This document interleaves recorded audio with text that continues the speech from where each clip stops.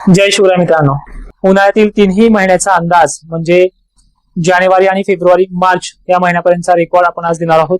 सर्वात महत्वाचं एप्रिल बद्दलही आपण त्यामध्ये बऱ्याचशा गोष्टी अभ्यासल्या आहेत आणि त्यामध्ये तुमचे ज्या काही प्रश्न आहेत त्यांचे उत्तर मिळणार आहोत. मित्रांनो, 2026चा पावसाळी पॅटर्न कसा राहील ही एक शक्यता व्यक्त करणार आहोत आणि विषय असा आहे, हा व्हिडिओ तुम्हाला शेवटपर्यंत पाहावा लागणार आहे. तर सुरुवात करतोय. मित्रांनो, यंदाचा उन्हाळा देखील ठीकठाकच राहील असा रिपोर्ट निघलेला आहे, ज्यामध्ये लॉंग टर्म CFS अंदाजानुसार महाराष्ट्रामध्ये जसा डिसेंबर गेलाय आता हा चालू, तसाच जानेवारी जाईल ही शक्यता आहे. फरक एवढाच आहे की तापमानामध्ये पायऱ्या पायऱ्यांनी ही वाढ होत जाणार आहे. आता सध्या जी थंडी चालू आहे ती सुद्धा दिनांक 29 तारखेपासून हळूवारपणे कमी व्हायला सुरुवात होईल, पण थंडी सकाळच्या वेळेला मात्र हुडहुडी भरणारी ही कायम राहणार आहे. एकंदरीत 2 जानेवारी पर्यंत तरी किंवा 4 जानेवारी पर्यंत तरी राहील अशी शक्यता आहे. विभागानुसार वेगवेगळं टॉपिक आहे जानेवारी 2026चा. या महिन्यामध्ये वातावरणामध्ये फारसे अवकाळी पावसाचे किंवा मोठ्या पावसाचे बदल नाहीत. यामध्ये किरकोळ ढगाळलेली परिस्थिती ही होत राहील. त्यामध्ये 7 जानेवारी एक तारीख डिक्लेअर होते आहे, 2 दिवस मागे पुढे, आणि त्यानंतर दुसरा टप्पा जो आहे तो 26 जानेवारीच्या आसपास ऍक्टिव्ह होण्याची शक्यता आहे, 3 दिवस मागे पुढे. तर हा असा जानेवारी महिना जाईल प्रत्येक महाराष्ट्राच्या विभागाला. थोडंफार ढगाळलेलं वातावरण हे पश्चिम महाराष्ट्र, खानदेश आणि मराठवाड्यामध्ये पाहायला मिळेल.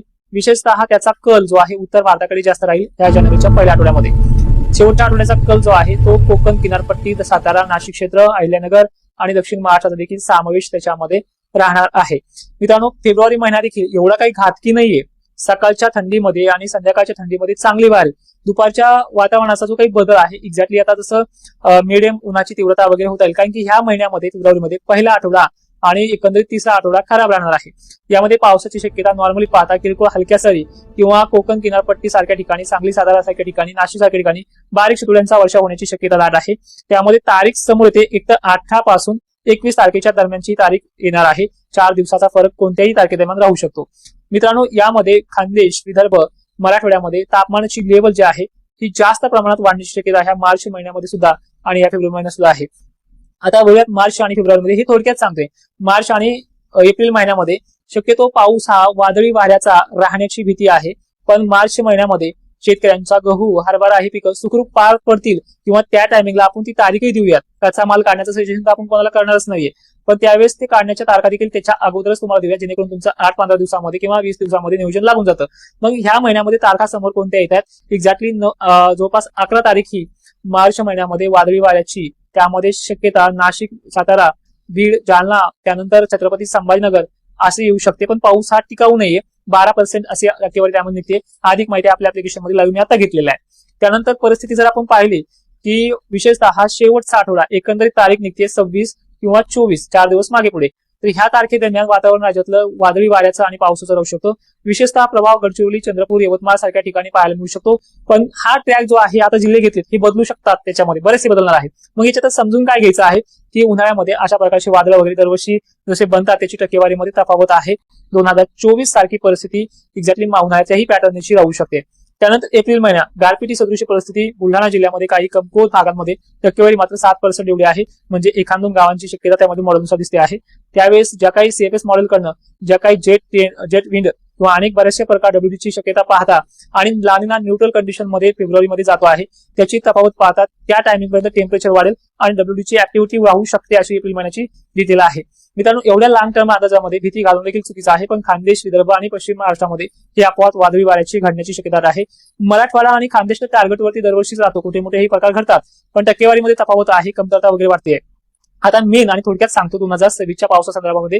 मित्रांनो, जून आणि जुलै हे 2 महिने तुम्हाला दरवर्षी माहिती आहे, पेरणी टायमाला पाऊस येणं सोडणं वगैरे. पहिला तर जून अर्धा उन्हाळ्यात जमा असतो, त्यानंतर झाला कुठेतरी सुरू तर शेवटच्या तारखेला.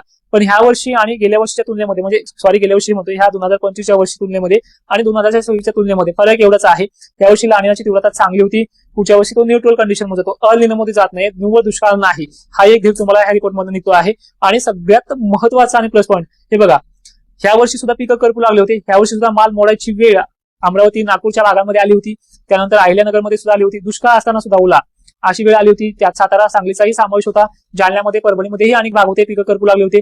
अशा गोष्टी दरवर्षी घडतात. तीच गोष्ट ह्यामध्ये वर्षी सुद्धा घडणार आहे. याला दुष्काळ म्हणता येत नाही. ठीक आहे. आता टक्केवारी काय असणार आहे मान्सूनची ह्या वर्षीची हे बघा, हे ऍक्च्युअल भाकीत आहे, यामध्ये बराचसा बदल होईल, पण तो कसा होईल देखील सांगतो तुम्हाला.